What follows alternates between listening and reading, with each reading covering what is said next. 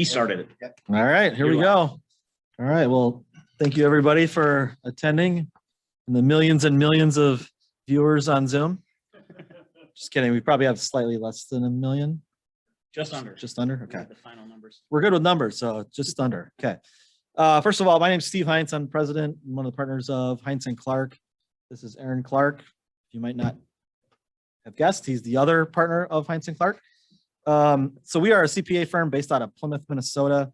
Aaron, I originally started my CPA firm back in 2014. Aaron and I joined forces in 2017. The story of how that happened is probably better over the happy hour. So if you want to know more about that, let me know. A little bit, I'm going to give you our mission. This is relatively new. We'll tell you about that later, but our mission is we deliver accounting services and financial advice with such clarity and warmth that it feels like magic. And so we try to be a little bit different than probably what most people think of when they think of accountants or CPA firms. I don't think I ever have worn a suit and tie to work. And you know, we try to be creative with kind of how we think about solutions for people. I don't like to use the word aggressive because I think that can oftentimes give kind of the wrong interpretation of what we're trying to do, but I think creative is a little bit more kind of what we're looking for, and as well as trying to be proactive, which kind of brings us to being here. We continuous learning is one of our values that we have, and so that's, you know, as far as us as, you know, owners of this business and our employees, and trying to take that knowledge and that experience to our clients to kind of best serve them. And I think that's exactly why we're doing this right now. You want to go to that next slide? So a little bit of who do we work with? So we kind of have three pillars of clients that we work with. So the first one is business owners, and you can kind of see the services that we provide. Kind of a wide variety of services. I always say we're kind of an accounting department for hire. So a lot of businesses and nonprofits are in here too. We work with nonprofits as well too. They can't afford to have their own accounting department, or maybe they can have you know, one employee. And so we kind of come in and fill in the gaps and can provide the level of services, you know, all the way down from bookkeeping to CFO, controller services, and obviously tax preparation, tax planning. So we kind of fill in those needs for the client depending on what their specific needs are. So, I mean, we have clients where, you know, we essentially operate as their CFO. They might have a bookkeeper, and in other instances, you know, we might provide the bookkeeping and the CFO type of services. So we really just kind of tailor it towards the needs of those clients. I'll jump down to the bottom right, real estate. That's kind of an easier one. We work with a lot of realtors, real estate investors. People are buying their first rental property to, I mean, one of our clients at one point had 100 rental properties in Minneapolis. The third one is a little bit of a weird niche. Again, this is probably one you can ask about later for the story on how we got there, but expatriates, so people who move to the US from another country and are now subject to the US tax rules. And so that became a niche that we kind of have primarily in Australia. So again, that story is probably for a different time. So, all right, talking specifically about today. So I get a daily email from this Accounting Daily, and one of the articles in it today kind of hit home for me, being that we were doing this seminar today, and some of you might know this in the audience, but for the rest of you who don't, I'm a big San Francisco Giants fan, and you'll see why I bring this up, but I'm just going to read a couple parts of this. So this article is talking about potential fraud related to this employer retention credit. And it starts out, Larry Pond was driving home from the gym following a workout in Redwood City, California, when the too good to be true barrage began. He was glued to a local sports radio station, digesting the latest baseball disaster for the San Francisco Giants. They've had a rough season, okay? But over the course of an hour, he heard 4 different commercials from 4 different companies advertising lucrative tax credit for small business owners. He goes on to say, it was a guy shouting, "You're entitled to $26,000 per employee," in that really annoying voice. And I think I bring this up because there is a lot of ambulance chasing related to this. And some of you maybe have had those people contact you or have maybe heard those. And that's not why we're here. So I think as we get into the presentation, you'll see we're going to talk about the qualifications and kind of how we go about qualifying clients for it. I've told clients that I don't think that they do qualify. And so I think it's really important to keep that in mind. I've seen, there's a really large payroll company that I won't give the name of, that has qualified people without even, they've just told them that they qualify without even asking questions about their businesses and how they were impacted related to COVID. So I kind of wanted to make that point kind of clear in the beginning here as you kind of hear more about this from our staff here today too. So our topics: who qualifies for the credit, what wages qualify, why we're bringing this up now, because this actually started back March 2020. And then we got, at the end, I got a couple of case studies and examples we'll go through from some real life clients that we've actually done this for, and the impact it's had on for people. So that I'm going to turn it over to Aaron. So. Well, thanks, Steve. Make this as official a transition as possible. The first slide we'll walk through isn't in today's topics, which is interesting, but we'll go through just some basics of the credit, just make sure everybody has a general understanding of how it works. The federal payroll tax credit or employee retention credit, you'll hear us say ERC quite a bit. It's a payroll tax credit starting for 3/13/2020 through 9/30/21. That gives it's a refundable credit against federal payroll tax. And for 2020, the credit, the ERC provides a refund of up to 50% of qualified wages, up to 10% of the wages. So, and that's for the whole year for an employee. So if you have an employee for starting 3/13/2020, running through the end of 2020, that had at least $10,000 of wages, and you qualify as a business for this credit, you'll get a $5,000 credit per employee. For 2021, when they extended the credit, they also extended the benefit. One way is it's 70% of qualified wages, up to 10,000 per employee, but that's also per quarter. So for 2021, you could get up to a credit of 21,000 per employee for the year. So the total overall potential refund is $26,000 for each employee over the 3 quarters of 2020 and the 3 quarters of 2021. Which wages qualify, or what wages qualify? Tips and most wages do qualify for the credit. The biggest wages that don't qualify are for owners of business. If you own over 50% of the business, your wages and any family members' wages don't qualify for this credit. Net earnings from self-employment, and also a partner in a partnership, their self-employment earnings from that don't qualify if they're over that 50% as well. There are also other pieces to that. It's not just wages. Health insurance paid by the employer does qualify, so that can bump up the credit. Also to just note that the pre-tax deductions paid by the employee also count towards the ERC. Awesome. And then one of the things with wages is looking at PPP qualification. Early on, one of the thoughts was that any PPP wages, if you got PPP, you didn't qualify for the credit. That's kind of changed over time to you just can't double dip on PPP wages. One of the things that we do in our calculation is kind of do our best to spread it out over employers' wages to reduce the PPP funds so that we can maximize employees' credits. Why do we bring this up now? Like Steve said, this initially passed in March of 2020. It was extended, that says at the end, it was actually March of 2021 to incorporate 2021 quarters. The main reasons we bring this up now, there's a number of them on there, but as time has gone along, the initial application of the rules was pretty strict. And over time, It's kind of a Congress versus IRS battle of what was the actual intent of this bill.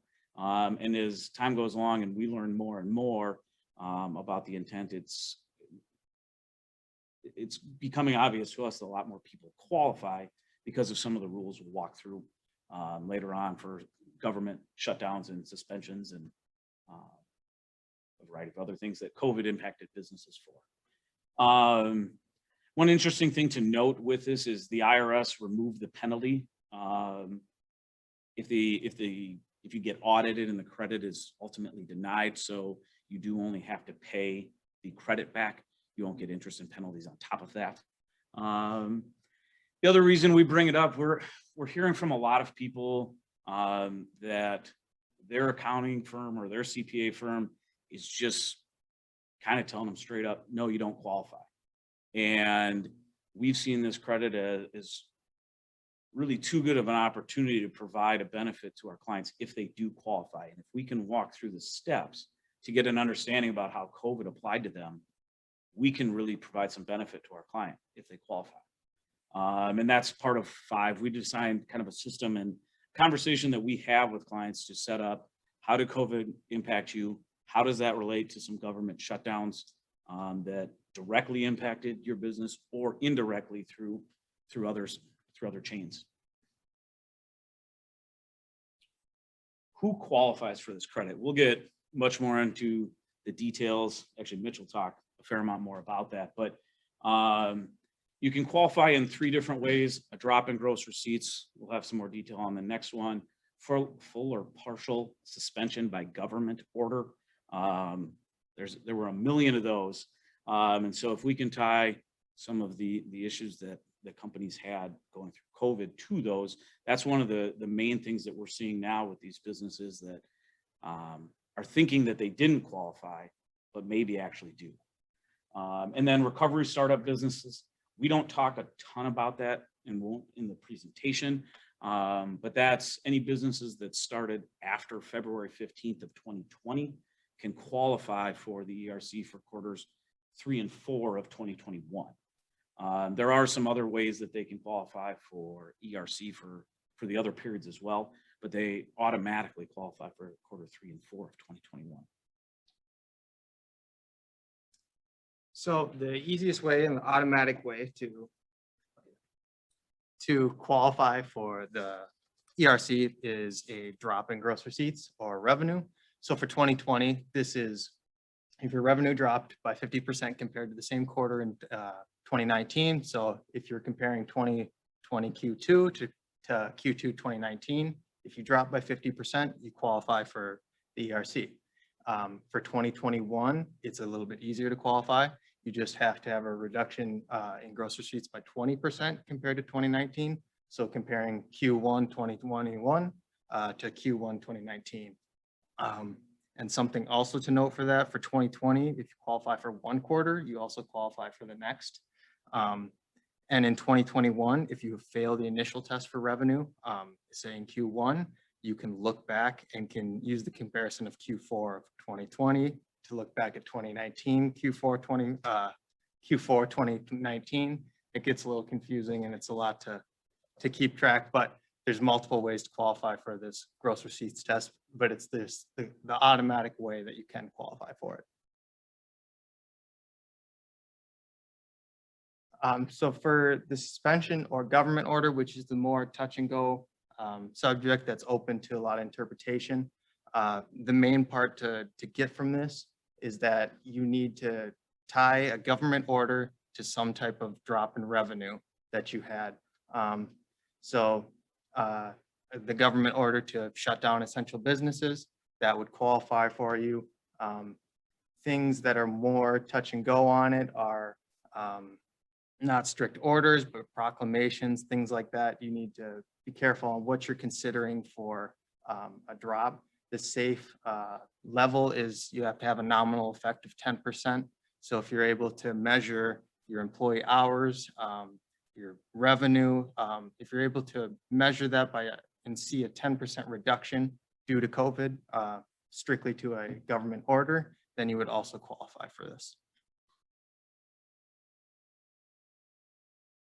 Here's an example. The governor of state Y orders all non-essential businesses to close. And then they provide a list of businesses that are closed, things like gyms, nightclubs, barbershops, salons, those were closed during COVID. These are businesses that would qualify due to the partial suspension. On the next slide, we have a non-qualifying example. So say a mayor holds a press conference in which she encourages residents to practice social distancing. This isn't a strict statement or order saying that you have to do this, you have to abide by these rules. So you wouldn't necessarily qualify for the ERC if you didn't change the way your business operated due to COVID. This is what I was touched on earlier, saying that you need to have a comparison of a nominal effect of 10%, saying gross receipts, employee hours, other things that could have been reduced to say you reduced your hours for cleaning, or because schools were shut down, people had to be at home to take care of their kids, if their hours were reduced because of that. If you had to have employees sent home during that transition period of employees working from home versus in the office, that also qualifies you. Yeah, that's all I got for partial suspensions. And for the supply chain, there's no specific guidance for the IRS. It's sort of touch and go. But the easiest way is if you qualify, if you're able to tie that back to a government order, it has to be domestically. It can't be something China did or something Taiwan did or Thailand. It has to be a US government shutdown to have you qualify for the ERC. Oh yeah, this is my slide. Deadlines for this, just so keeping in line with making sure we get these done and filed and eligible employers are getting the credits that they deserve. It's a 3-year, you have to file your amended 941X within 3 years of the filing deadline for the original 941. So just to kind of highlight that, for Q2 of 2020, which is the first eligible quarter, you'd have to file by 7/31 of 2023. For the last available quarter for most business, and actually Q3 2021, last day to file for the refund would be then October 31st of 2024. And for the recovery startup businesses, is and what this is based off, you could get a Q4 2021. And the last day to file would be 1/31/2024. So those are the deadlines. Have Steve jump back up here for some case studies.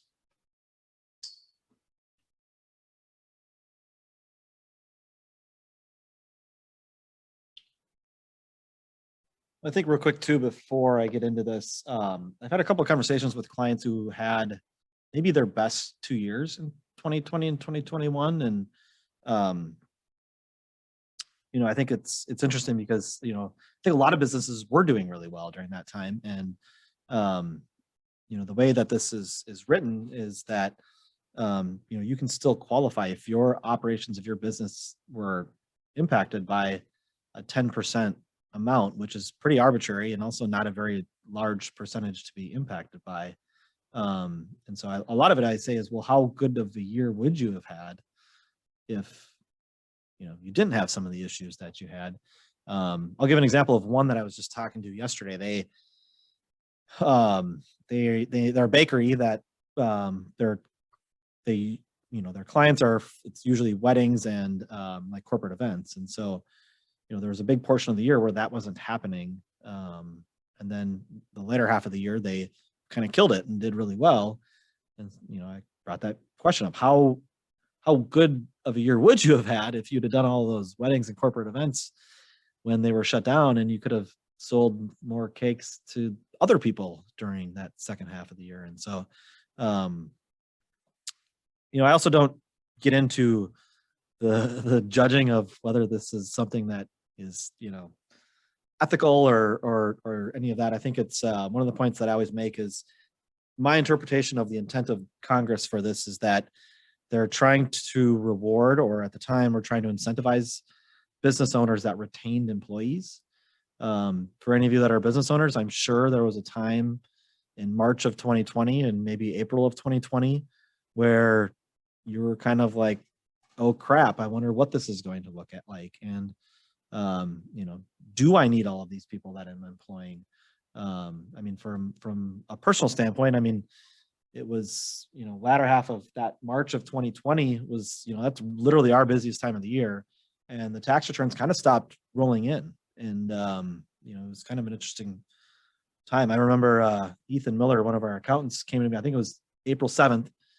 It was a beautiful day out. And he was like, hey, I don't really have anything to do. And I said, I think you should probably go golfing because you're never going to hear me tell you that again on April 7th. So it was an interesting time. And I think that, most of the clients that we work with and that we're working with on this, they retain their employees and took a little bit of risk in doing so. And, I kind of think to what would the economy look like if all of those people had laid off all of their employees? I think we'd be in a lot, worse spot than we are now. So I don't know if it was an incentive or a reward or however you want to look at it, but I think it goes beyond just the, I wasn't impacted by that much. So with that, I'll get into these examples. Not to take anything against any of our other clients, but this is my favorite example. This is a client. It's actually a family who I've been working with for a long time. They opened a memory care facility. Their dad is actually in the facility now. That was their purpose for creating this facility. And they opened on October 15th of 2019, which looking back is literally about the worst time you could have opened a business. They didn't qualify for PPP2 because they weren't open early enough. And based on what Aaron and Mitch presented, they didn't qualify for the ERC based on the recovery component of it because they were opened before 2020. So they literally opened their business at the worst possible time. And they were beating their revenue projections. I mean, I had helped them with the whole pro forma leading up to this, and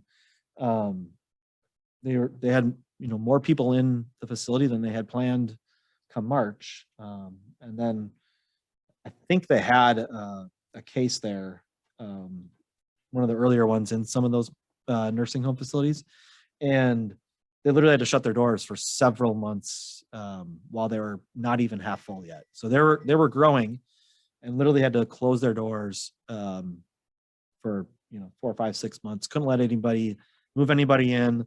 Obviously it created a lot of staffing issues for them, a lot of additional expenses in cleaning and trying to keep people social distanced.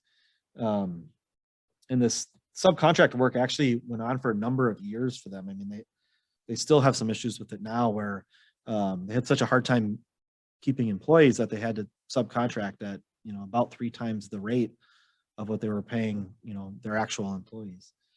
And you can imagine the impact that had on their revenue for the rest of that year. They are full now. They've been full for a number of months now, but they had a significant amount of liabilities. They had $150,000 credit card that was full. They probably had, I don't know the exact numbers, but close to $100,000 in accounts payable that they owed on, let alone the loans, the SBA loans that they took out just to build this facility and start it. They had gone through all of their operating capital, which was supposed to last them several years, and they went through it in less than a year. So we applied for this for them. And they were literally probably a month away from going out of business and trying to figure out what they were going to do with these 30 memory care patients that were in their facility. The owners had contributed a couple $100,000 of their own money to try and keep this going. They qualified for all 6 quarters. We applied for it. Total came to $711,366. They've gotten about half of those. I actually got a text message from one of the owners yesterday that the other portion of this will be coming in about 2 weeks. So just with that first part of it that they got, they were able to pay off all their credit cards, all the vendors, and they're looking at expanding onto a phase 2, which they'd originally planned into the original building plan. So like I say, this is a local business that was really one of my first clients that I think this program literally saved their business. And like I said, the the people that are in the facility and the, you know, the families that, of those people as well too, so. Second example, this is a solar installer. They install both commercial and residential systems. We started working them around that 2017 time, and then they kind of really took off. They had some major projects that they kind of took on, some larger commercial projects, some projects with some schools in the area. And so he had to build up staff, obviously, for that, right? He had increased his engineering staff. He'd increased his installation staff, and you know, March is when he's about to get really busy, right? You can only install solar in Minnesota in the warm months. So he had all these projects lined up, and you know, not all of them canceled necessarily, but said, well, I'm going to wait. I'm going to wait and see how this plays out. And so there were, you know, he went months with hardly working on projects at all. And, you know, I remember talking to him about, you know, should he lay off staff? He had just spent all this time building the staff and trying to get installers and people that he, you know, liked and trusted working for him. And now he was facing, should I lay them off? And you go to the next slide. Yeah. He ultimately decided not to lay them off and to kind of let this play out and see how it went. And, you know, he ultimately did have a pretty good year. But he did change how he did business too. So, you know, I think a lot of people did that. I think it was a good thing about what came out of a lot of this is, you know, business owners, entrepreneurs got creative and tried to figure out how they could do this in a different way. And so he changed how he procured his material and kind of how he put together some of the racking that goes up on the roof for the solar system. And he ultimately got a couple other big jobs, and those, you know, have been his best years to date. You know, even beating those 2017 through 19 years. So again, kind of what I brought up before is he took that risk to keep those people on and to try and figure out a way to keep the business going and you know, do his little part, if you will, to keep the economy going. And so we ultimately applied for the ERC for him as well too. I don't think he's received any of it yet, but you know, I anticipate he will pretty quickly here. So. That pretty much concludes what we have. I do want to point out, so you see a logo up there. So we're actually going through kind of a rebranding process, if you will. And so this is a kind of a brand new logo that we have. So for those of you who are our clients, or for those of you who will be clients, you'll probably see more of that going forward. So we kind of just wanted to introduce it now. Yeah, and with that, I'm going to open it up to questions. And I will say too, I don't know that we want to get into specifics for specific businesses on qualifying. I think that's a conversation probably best to be had kind of a one-on-one type of situation, but certainly open to general questions or anything else you have. Do we have any questions from the Zoom audience? No? You want to let them know if you do have questions from the Zoom link, just type them in the comments page, The chat. Chat. Let us know. We'll kind of see them as they pop up. Anybody here have questions? Mr. Swanson.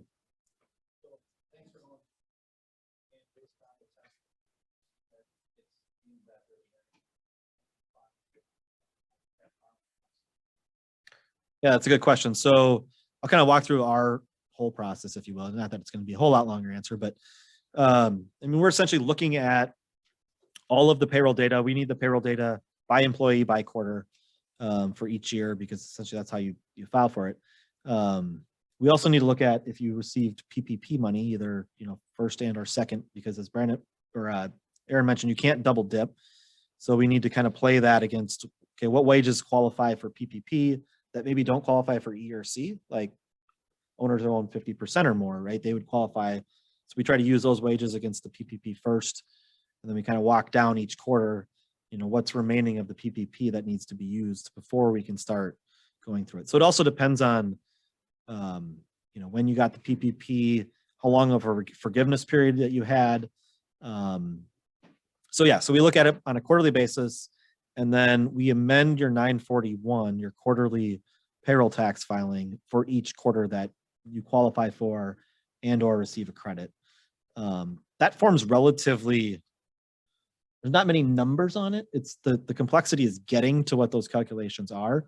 There's also a refundable and non-refundable component of that credit, which for most people, it's not, most businesses or nonprofits, it's not really going to matter because they've already paid the tax. So really all of it is going to be refundable, but we still need to fill out the form properly.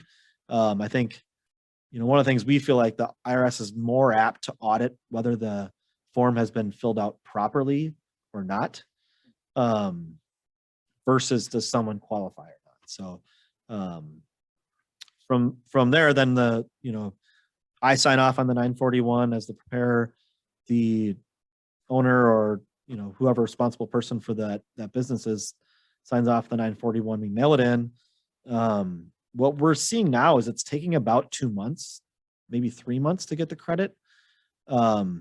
We filed for a couple clients earlier that they were literally shut down and met the gross receipts test, and it was taking like a year to get. Not too long ago in March of 2022. So just this last March, I read an article about the Treasury Secretary went in front of one of the finance committees for Congress, and they were kind of pressing him on like, hey, and this was kind of led to what Aaron was talking about, the Congress pushing back on the IRS.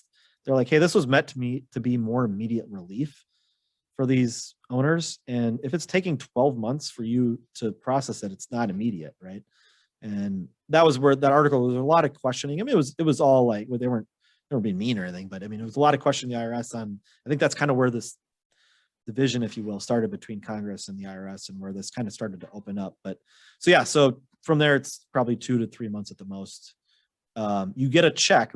I get every time this happens, I'm pretty sure I tell clients at the front end, but they still call me, hey, I'm getting like 6 different checks. I thought I was going to get like just one check saying ERC, and like, no, you're actually getting one for every quarter that we amend. So if it is all 6 quarters that are available, you'll get 6 separate checks, and they might not come all at the same time. So Yeah, be a little patient. clients that get them in bunches. And then also they send out a notice alerting you of a refund, and it seems like a couple days later, the check actually shows up. And it's weird because the notice will say you'll get the refund in like 2 weeks. Usually it comes in like 2 days. So The one time they're quick. To a little bit of your question too, for establishing the qualifications, we do have, we send it out in email form, but a form to walk you through some of the key areas that we see that allows people to qualify if they don't qualify for the gross receipt test. We also we request the financial information for the business so that we can run it through just to say, hey, can we qualify quickly this way? And then we move to if we don't qualify in the gross receipts, can we qualify based on the government shutdown? So it's a pretty in-depth process to make sure that we're kind of dotting all the I's, crossing all the T's. Try to say that the right way, and making sure that the client, if we go through the suspension type rules, making sure that they're aware to get documents ready, outline their reasons, so that if they do get audited, we're already at the point, we're not going back and trying to figure it out. Yeah. Carl, do you have a question? I did. Use of proceeds, I guess I've never thought of that. In your example, they paid off the credit card and accounts payable. So unlike the other programs, you can just use the funds for whatever you want to reinvest in employees or pay wages or truly pay wages. You can take it, do whatever the heck you want with it. Yeah, part of the reason is. Oh, sorry. I'm gonna just so everybody and the millions of followers on Zoom can hear the question. So the question was, what's the use of proceeds? And like Carl brought up, like the PPP was restricted to payroll. I think there was some rent and some other utility type of things that could be applied for. And so the question was, is there a restriction on the proceeds from the ERC? And I don't know if you want to talk closer to. Yeah, I feel like usually people can always hear me, but maybe not. I don't run into a whole lot of whats. But no, there isn't a barrier on the, or rules for the use of proceeds.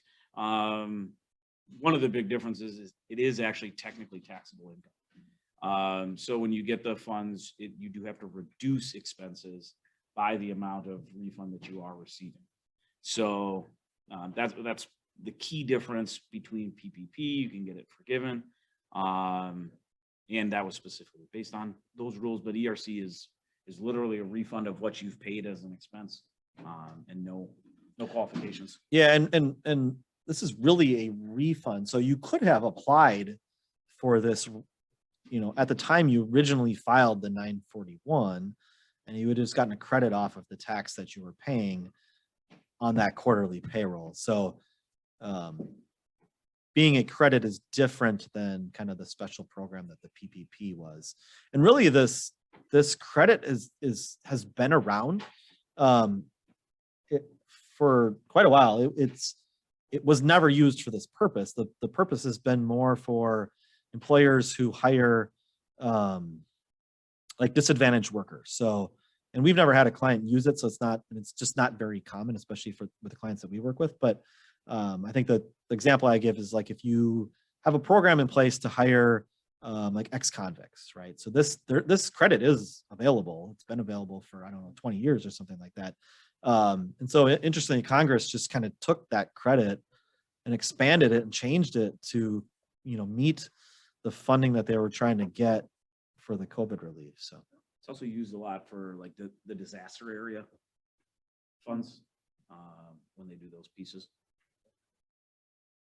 So somebody on the chat says, if a staff member quits before the end of the quarter or year, do they still count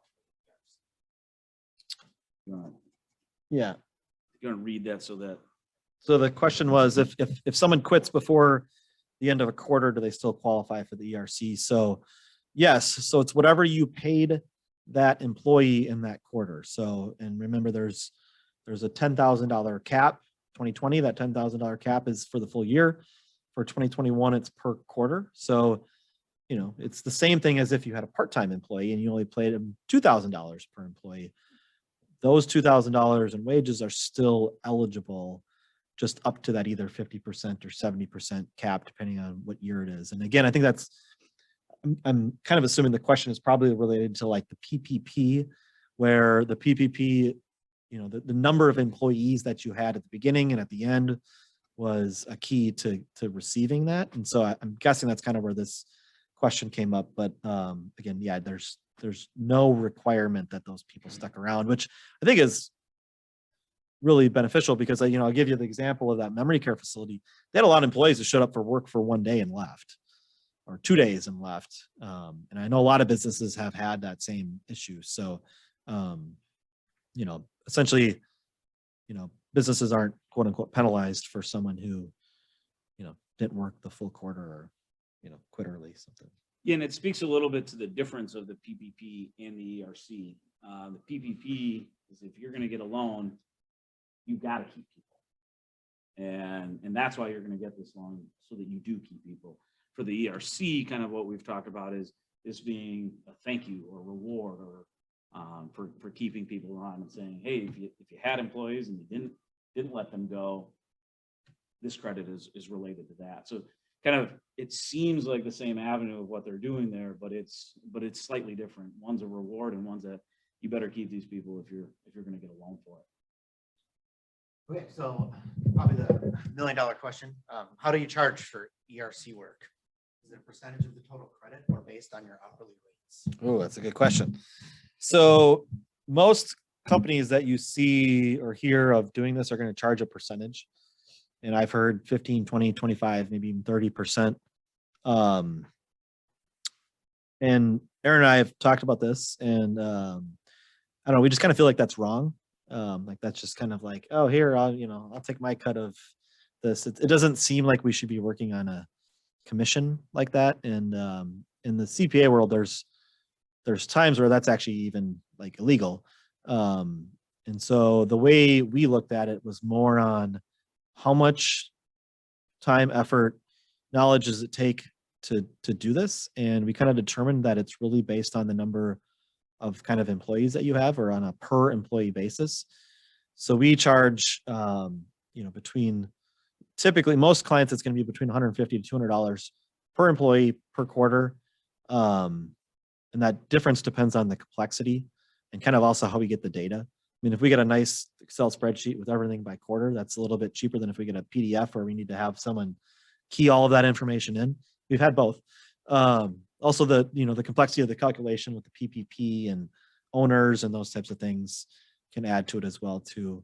I've had some clients ask, well, I had some employees who worked for a day or two. They didn't even make that much. And so I'm like, well, we're always pretty reasonable with how we charge. So if you had somebody work a day or two, we're still going to put them into the calculation. We probably just won't charge you for it. So. So from there, there was one other thing that we actually didn't cover in here that I just wanted to bring up real quick. And I think we haven't brought it up because most of the people we've worked with on this so far haven't met this. But there is a employee, large employee, I think is how they termed it, threshold. So if you had 100 full-time employees, they have to be full-time. It's not 100 total employees, 100 full-time employees or more. In 2020, you're considered a large employer. The number for 2021 is 500 full-time employees. So if you meet either one of those thresholds, the calculation changes a little bit. And I think, again, it's not something we'll bore everybody with here, but again, it's something we can help with figuring out and looking at your staff and your employee count to see if you are at that threshold or not, again, because it's based on actual full-time employees, not full-time equivalents. So, if you have, 50 full-time employees and 200 part-time employees, you still only have 50 full-time employees for that calculation. So, I know there's other groups out there too. If like a franchise who owns multiple restaurants, depending on all that's all classified, be something to look at as well too. So any questions on that, let us know. All right.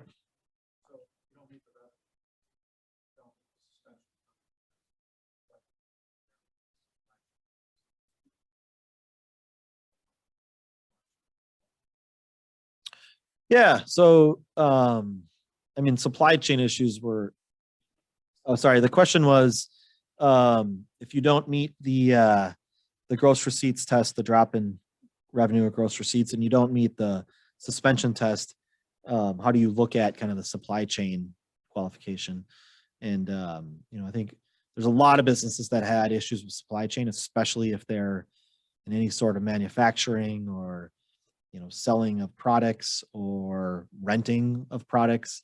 And so we really kind of need to look at where that comes from, right? So Mitch kind of brought up that it needs to be something that's based on the US, right? So if we can tie that to a government order based on the US, and government order can be at the federal level, the state level, or the local level. So, if even if the product's coming from China, but there's, a government order when it's coming into a port in New Orleans, I'm just making all this up.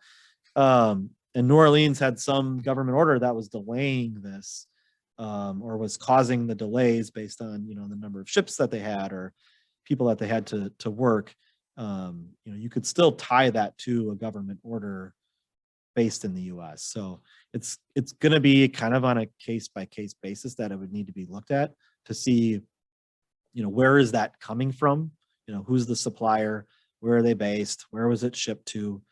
I think most of our clients that have had those issues have met them. So, and I think, that we have it in the one slide too, that the partial suspension, the 10%, like I said, is pretty arbitrary. And it also, in the actual law, it talks about if it limits commerce, travel, or, in-person meetings, I think that's to what extent people were affected by in-person meetings, I think could be discussed. But I mean, you got to imagine just about every business was at some level. Now it goes on to state, like, if you couldn't easily replace that with, Zoom type of things and at home work, then it doesn't qualify. But, I think a lot of that is, we had a chiropractor who his marketing was, almost exclusively, he would do like luncheon learns with businesses. So he would go into businesses, give a talk, provide lunch. And that was, literally his marketing plan. And he was doing well. And then he, obviously had to stop doing that for 2 years. And so, in through our conversation, he wrote up a little description of all of this to me and had the exact dates of, how many of these I did in 2018, 2019, and the first couple months of 2020. And then my next one wasn't until, I remember the exact date, but October of 2021, right? So clearly affected his business just by the in-person meetings component of it, even though it was his marketing, right? But he wasn't able to sell to the clients that he was before. So. And I think that's part of what we're seeing a lot and where we're trying to fill in for a lot of businesses out there is this really needs to be looked into based on your specific situation and how COVID specifically impacted you. Because everybody, there probably aren't a ton of chiropractors that do luncheon learns for most of their marketing, and so maybe a chiropractor thinks they just don't qualify. But in this case, there is something very specific to their business and how they generate business that was severely impacted by COVID. No. Question came in on a sheet of paper. And it's a really good question. Do you charge a client if they don't qualify? No, Yeah. No. because we wouldn't start the process until we felt strongly that you qualified. So we would have that conversation and maybe have you provide that write-up before we got to the point of starting to do all the work on it. And I will say too, I think it's important to note that there's no arbitrator here that's going to say you qualify or you don't. Okay, so I want to make that kind of clear. Even, you can get some, fancy tax attorney charging you $600 an hour, and their opinion's not going to be any different than someone else who's aware of this, right? The way the IRS works, it's just like when you file your tax return. You're claiming your income and you're claiming your expenses, and there's a chance you could get audited. And if you're audited, the IRS may or may not say, I don't think you qualify. I don't think that expense meets the deduction, right? I don't think you can take that deduction. Then you'd have to come back and say, I think it does because of this. It meets the tax law because of this, right? So there's never zero risk in filing a tax return. There's always some inherent risk that the IRS is going to audit you and maybe say you don't qualify. And, we've been through a fair number of audits for clients. Not a ton, but, and a lot of it depends on how that auditor is. And, if they're looking at it one way and you get another auditor who's looking at it a completely different way. These auditors are actually human beings, and most of them are not reasonable, but they're how reasonable that auditor is would really play a big part. And there's certainly other avenues you can go down. You can take it to appeals and tax court if needed too. But I just want to make that clear that there's not a single person that can give you 100% assurance that you qualify for this credit. So I think we feel pretty strongly that we've done enough research and watched a lot of webinars and gone to seminars and done a lot of work on this, that we feel pretty strongly that if we tell you qualify, that we're going to feel strongly in backing you up if the IRS ever does come knocking. So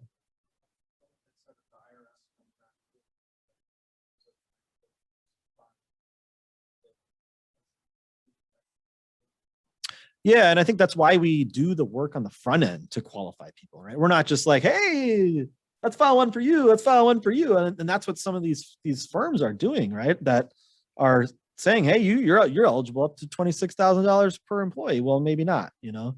And that's why I said, I've told clients that I don't think you qualify. Right now, if that client said, well, okay, but file it for me. I mean, it's your tax return. You're ultimately signing it, right? I would do that for them, but I would tell them, hey, I'm not going to help you, right? If you get audited, because I'm telling you that I don't think you qualify for it, right?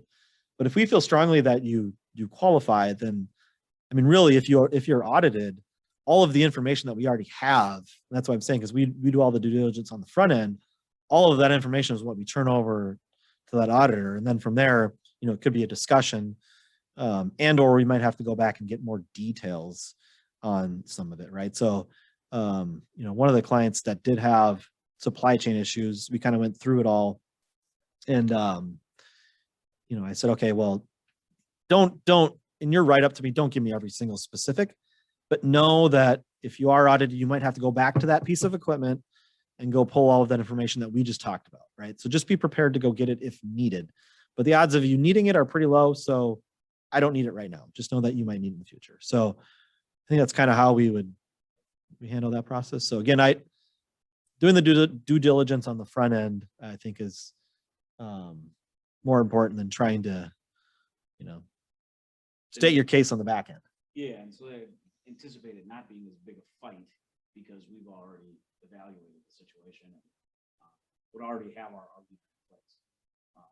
One of the companies I've been working with that's a manufacturer, they're literally just going through their whole list. We provided a list of all the shutdowns and say, hey, look at these. How did these impact you?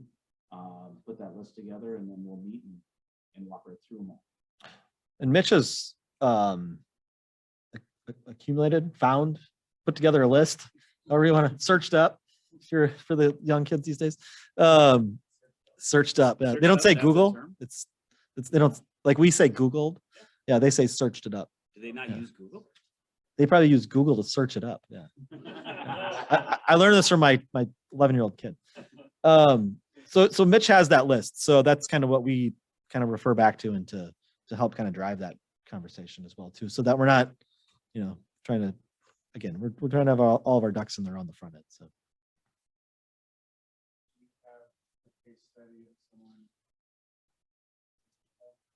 Yeah. So the question was, do we have a case study of somebody we do not think is qualified? We didn't put one up here, Seth, because I didn't think we wouldn't sell this very well.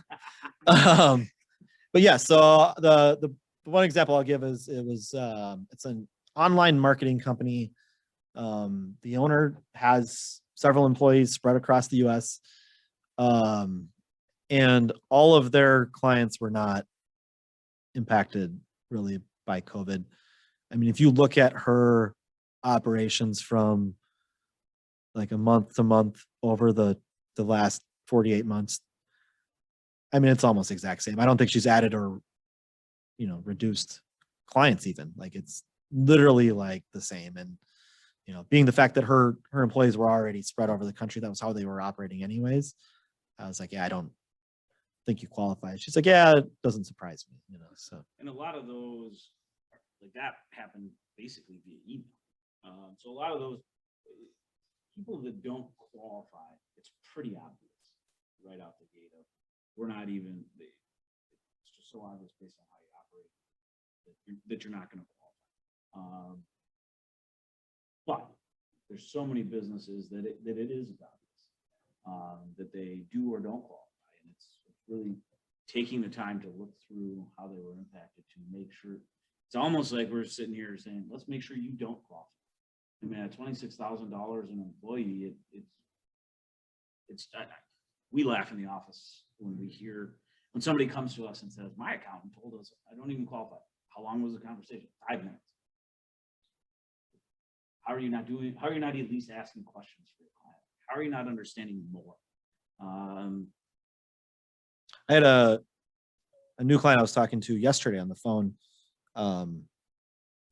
And they were the cake making company for, it's a franchise. I don't want to say the name. I talked to another one today. Yeah. They make cakes for events and weddings. And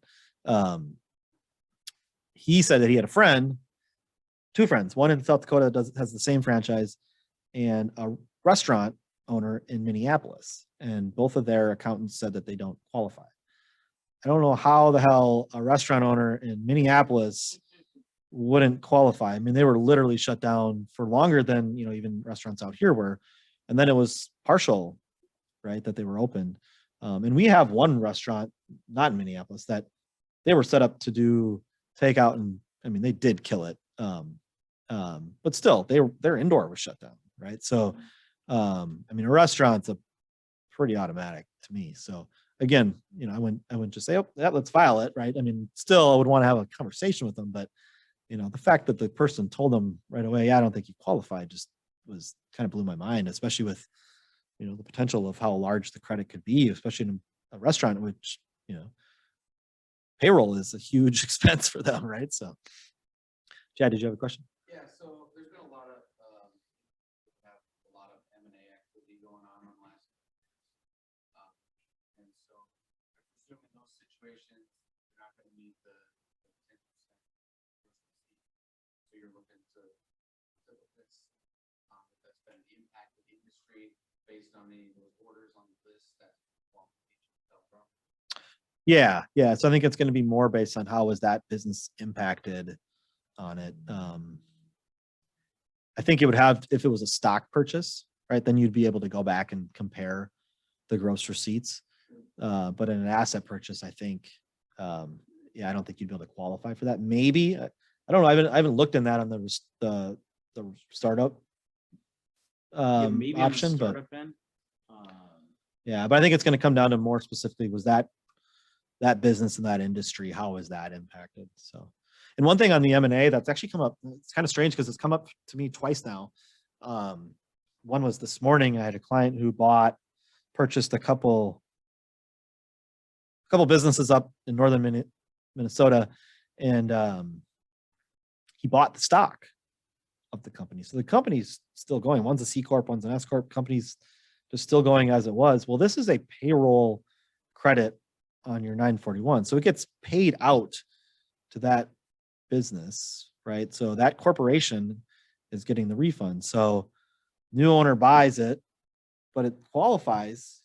If it hadn't been applied for before, he can go back and apply for it, right? So another client who it is rare, yeah. And now this guy's pretty smart though too. So when he was going through the acquisition, he asked them if they applied for PPP or ERC, and they said PPP but not ERC. So he kind of knew what he was where he was going with it. So the seller, you're saying, yeah. Well, there were some other things for it, yeah. And then we had one where it was an asset purchase, and I was like, that's going to be really hard, especially because you're buyer LLC. The credit's going to go to seller LLC, and it's going to go to that name, that address that's on record. And so I was meeting him face to face with him, and he's showing me the purchase agreement. It's like, I just feel like I own the rights to it. And I was like, maybe, but that's not really for me to determine, right? So I said, I think you should talk to your attorney about it, like to see if you actually purchased the rights to this credit as part of this. And so he came back and he said, yeah, my attorney told me that I own the rights to this. I said, okay, but you don't, it's going to come to seller LLC's name, and that EIN, how are you going to deposit this check?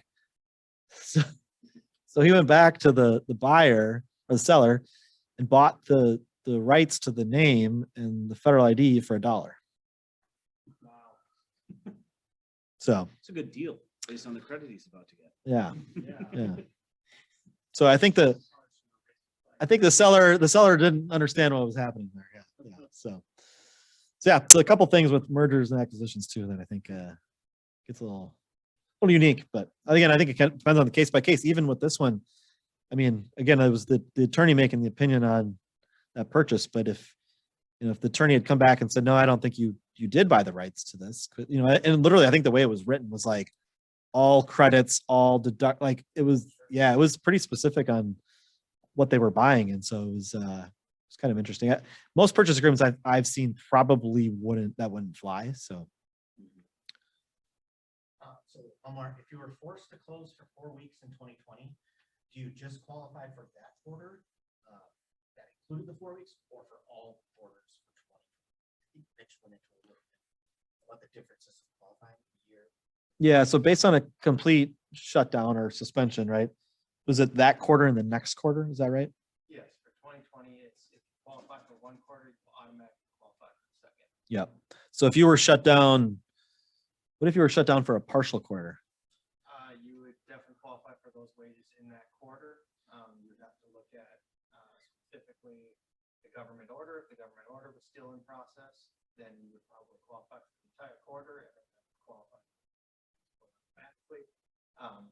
It would be case by case and how each government order affected you past that. But yes, if you were shut down, that would automatically qualify you for that. Those wages paid in that quarter. Yeah.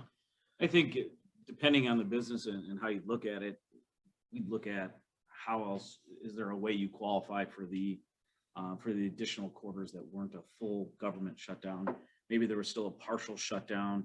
Maybe there were the other issues that we kind of talked about today too. Yeah, but I think, so the way Mitch answered the question was, and I think a lot of it is, you know, in Minnesota, a lot of businesses were shut down, was it middle end of March March 27th. 2020? I tried to erase those dates from my memory. So I just saw it. certainly quarter two, while they were shut down, and then if you were opened back up, you would still qualify for quarter three automatically. If you were shut down quarter two, quarter three, opened back up, they would automatically qualify for quarter four, right? Okay. Same thing in 2021, right?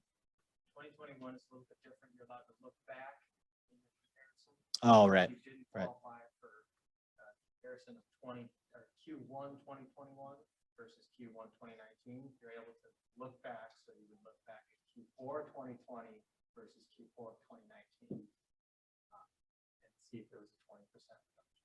So you're allowed to look back. You don't automatically qualify for it next one. Right. From the chat. That's it. All right. Any final questions from our new guests? Someone showed up for the happy hour. That's a great question. It's a great question. Actually, the last couple of days, I found out from clients that we filed, I think it was like mid to late July, that they'll be getting their checks here pretty soon. So we're looking at like 2 to 3 months. I think the general guidance has been kind of about 4 to 6.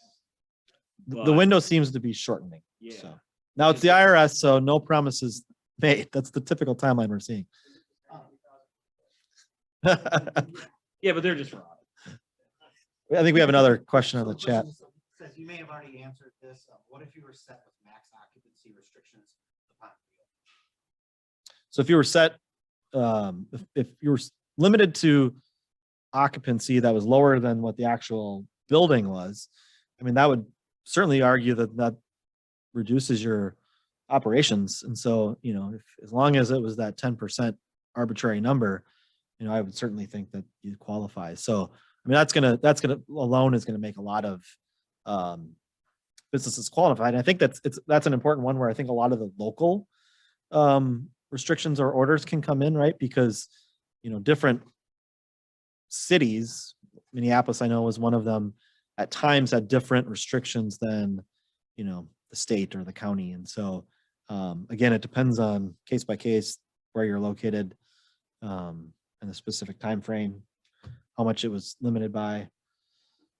So you could look at like the opportunity cost of something like that. So say you had a restaurant that seated 100 people or some other business that you have, your occupancy is 100 people and you restrict it down to 50. You could look at that and say, well, I lost out on 50% of my chance of earning revenue Right. with the people that are there.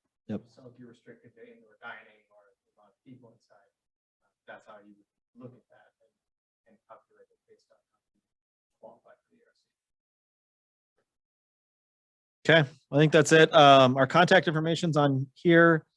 If you have questions, reach out to us. We are on social media, or as the kids are saying, socials. So Facebook, Instagram, and Twitter. We have a YouTube channel. We actually did a YouTube video on this. as well as a number of other ones that we've done recently, and we're going to continue to do. We got a couple on crypto that we've done, so those have been some of our popular ones. So go check it out. Thanks for coming. Thanks.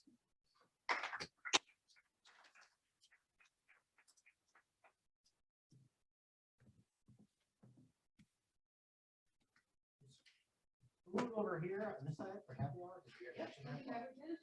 Everyone wants a snack for dinner.